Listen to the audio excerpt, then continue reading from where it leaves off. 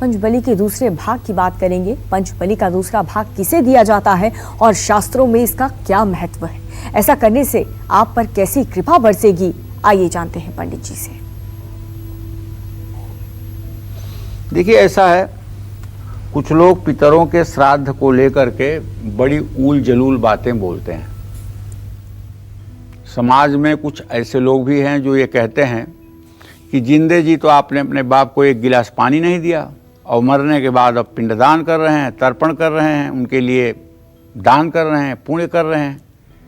आप यहाँ जमीन पर ये सब काम कर रहे हैं, क्या वहाँ पहुँचता है? क्या उनके पास तक ये चीज़ें पहुँचती हैं? ये सब पाखंड है। इस तरह की भी बात, इस तरह के भी विचारधारा के लोग हैं समाज में जो इस तरह की बात बोलते हैं। तो मैं बताना चाहूँगा, इसी तरह से दो लोगों के बीच में डिस्कशन हो रहा था। इसमें मेरा कोई राय नहीं है, लेकिन दो लोगों के बीच का डिस्कशन आपको बता रहा हूँ। एक आदमी कह रहा था नहीं पहुँचता है, दूसरा कह रहा था कैसे पहुँचता है। तो पहले ने पूछा कि आपके पिताजी का नाम क्या था, तो उन्होंने बताया कि मेरे पिताजी का ये नाम था। पिताजी आपके हैं? नहीं है। तो उनके पिताजी के बारे में एक दो अपशब्द उसने बोल दिया। वो झगड़ा करने के लिए तैयार हो गए। बोले भाई, जब मेरे पितरों के पास पानी नहीं पहुंचता है, पिंडदान नहीं पहुंचता है, तो आपके पितरों के पास ये मेरा शब्द कैसे पहुंच गया? कौन सा टेलीफोन आपने लगवाया है उनके पास पहुंचने के लिए? तो बात उसकी भी तार्किक थी। देखिए, देवता नाराज हो जाएं तो एक बार हमारा कम नुकसान होता है, लेकिन अगर पितर नाराज हो जाएं तो शायद सर्वनाश हो जाता है। और हमारे यहाँ सबसे मूल ग्रंथ है गीता, जिसमें आत्मा को अजर, अमर, अविनाशी बताया गया है और कर्मों के आधार पर इसे विभिन्न योनियों में गुजरने की बात कही गई है। इसी तरह से पितर योनि में भी जाने की बात कही गई है।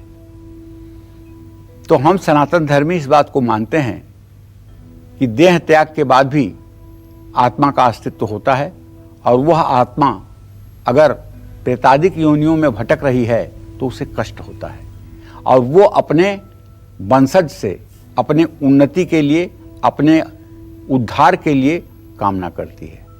और जो लोग योग्य होते हुए भी अपने पितरों के उद्धार का कार्यक्रम नहीं करते हैं, उनके ऊपर उसका कोप बरसता है।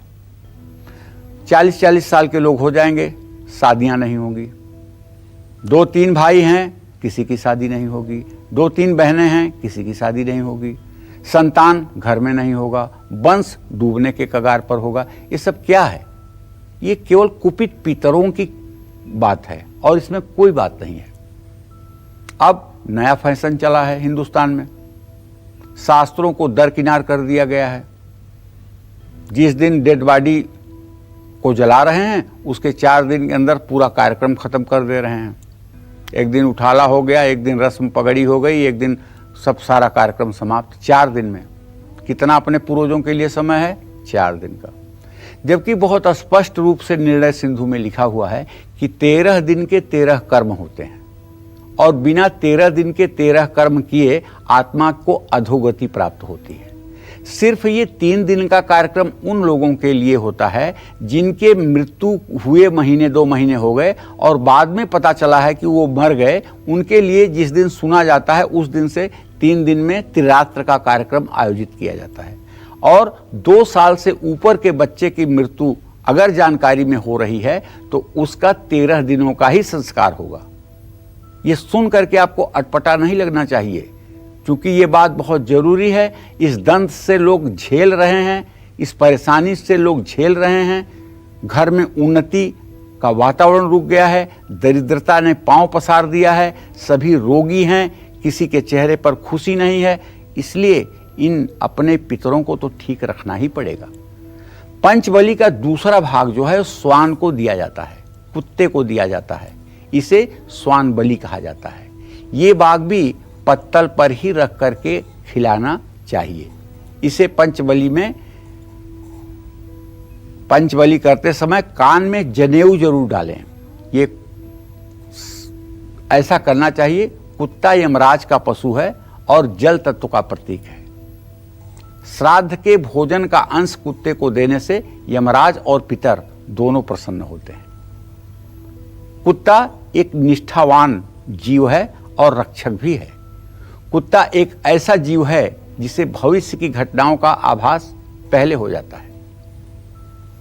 अगर किसी गांव में 2-3 कुत्ते, किसी शहर में 2-3 कुत्ते दक्षिण दिशा की ओर मुंह करके और रोना शुरू कर दें तो आप समझिए कि वहां कोई बड़ी आपदा 24 घंटे के अंदर आने वाली है। और अगर 7-8 कुत्ते आपस में मुंह करके रोना शुरू कर दें तो समझिएगा कि 24 घंटे के अंदर कोई प्राकृतिक उत्पात होने वाला है, भूकंप आने वाला है या किसी ऐसे उत्पात की संभावना है जिससे जनजीवन प्रभावित हो सकता है। ये कुत्ते एक तरह के गॉड सिग्नल हैं, ये प्रकृति का संकेत करते हैं, आगे आने वाले समय का संकेत करते हैं। कुत्ते को भोजन खिलाने से भैरव प्रसन्न होते हैं, क्योंकि बटुक भैरव के दाहिने तरफ सफ़ेद कुत्ता, बाएं तरफ काला कुत्ता हर समय विद्यमान होता है और भैरव जी जहाँ भी चलते हैं उनके साथ उनके ये दोनों वाहन कुत्ते हर समय रहते हैं। जो लोग श्री भैरव का ध्यान करते हैं और उनके बगल में दोनों कुत्तों का भी ध्यान करते हैं, ऐसे लोगों के ऊपर कभी भी जादू, टोना, तंत्र, मंत्र का असर नहीं होता है और ऐसे लोगों की आकस्मिक घटनाओं से रक्षा भी होती है।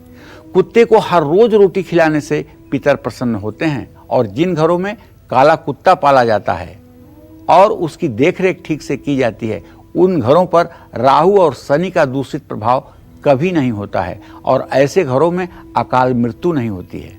और यदि कोई दुर्घटना बहुत बड़ी घटने वाली है तो वो कुत्ते के ही जीव पर कष्ट आता है, कुत्ते पर ही कष्ट आता है, कुत्ता ही बीमार होता है, लेकिन किसी मनुष्य को कोई दैवी आपदा नहीं आती है। नमस्कार, मैं हूं मानक गुप्ता। अगर आपको हमारा ये वीडियो पसंद आया हो तो इसे लाइक और शेयर जरूर करें और हाँ, हमें सब्सक्राइब और फॉलो करना ना भूलें ताकि आप देश और दुनिया की कोई खबर मिस ना करें। तो जुड़े रहिए हमारे साथ और देखते रहिए न्यूज़ 24।